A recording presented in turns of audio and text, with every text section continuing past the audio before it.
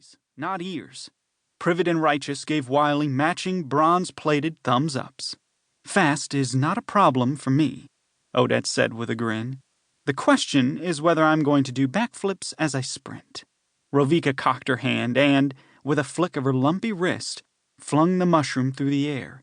It hit the stone ground just below the archway and exploded into a cloud of thick black smoke. Now! Wily urged the others. Odette shot forward in a dazzling sequence of leaps and tumbles, quickly disappearing into the smoke ahead. Moshel grabbed Rovika by the back of her shirt and tucked her under his arm as he took heavy, lumbering steps toward the archway. With Righteous floating by his side, Privet charged ahead, his bronze armor squeaking, clearly in need of a greasing. Wily raced after his companions, into the cloud of black. He could hear his companions moving on either side of him, but the smoke was so thick that he couldn't even see his own fingers. Worse still, with each breath his nostrils were invaded by the pungent odor of rotting carrots. The purple mushroom had created an excellent smoke screen, but its smell left much to be desired. After 36 steps, Wily emerged from the smoke. With a loud gasp, he sucked in a lungful of cave air. His vision cleared and he saw Odette already standing there, twiddling her fingers as if she had been waiting hours for his arrival. Privet, Moshel, and Rovika stepped out of the haze just as it began to dissipate. "Did the eyes spot us?" Privet asked. "Or did we get by unnoticed?" "There's no way to tell out here," Wily answered.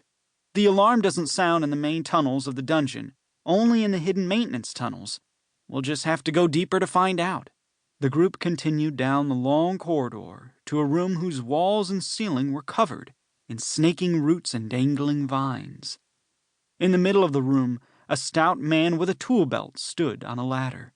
He was busy sharpening a row of swinging blades and seemed completely unaware of their presence. Wily knew at once that this man had to be the maze's trapsmith. Just a few months ago, before he learned that he was in fact the Prince of Panthesos, Wily had been just like him, stuck doing the mundane tasks that kept the dungeon operating smoothly. He had spent years sweeping Carrion Tomb's crypts, sharpening the spikes, feeding the rats, and greasing the gears of the crushing walls. As the stout man performed his monotonous task, he sang an off-key tune. "Got to keep the blades swinging, swinging, swinging overhead. Got to keep the snakes biting, biting, make sure they're well fed. Got to keep the slime dripping, dripping, then I'll go to bed." Wily hadn't sung while he performed his duties, but now, thinking back, perhaps it would have made the endless stretches of dullness pass more quickly. Of course, there was a lot Wily didn't know back then.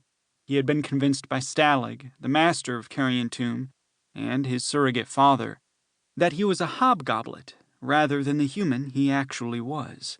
And he had believed Stalag's other lies as well, that the sun would melt the skin clean off his bones the moment he left Carrion Tomb, and, worst of all, that his parents had been killed, when in fact they were very much alive. His mother was the famous freedom fighter known as the Scarf, and his father was the recently dethroned Infernal King. There were still mornings when Wily woke from slumber and didn't think any of it was true.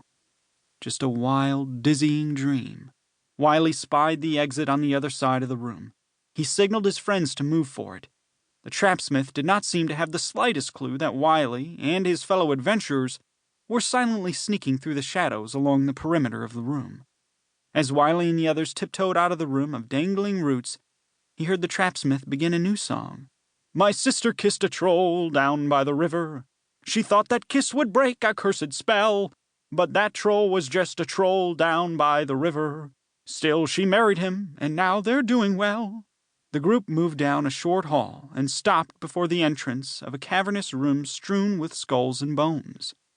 Peering inside, Wily could see a giant fanged bear sleeping soundly on the floor. A spine of sharp needles grew all the way down its back. "A quill grizzler," Privet said with a tremble of fear. Although Wily had never seen one in the flesh before, he had heard stories of this fearsome creature. It was rumored to be capable of tearing a dragon in two with a single twist of its mighty fists. But, at this moment, it was extremely difficult to imagine this particular quill grizzler.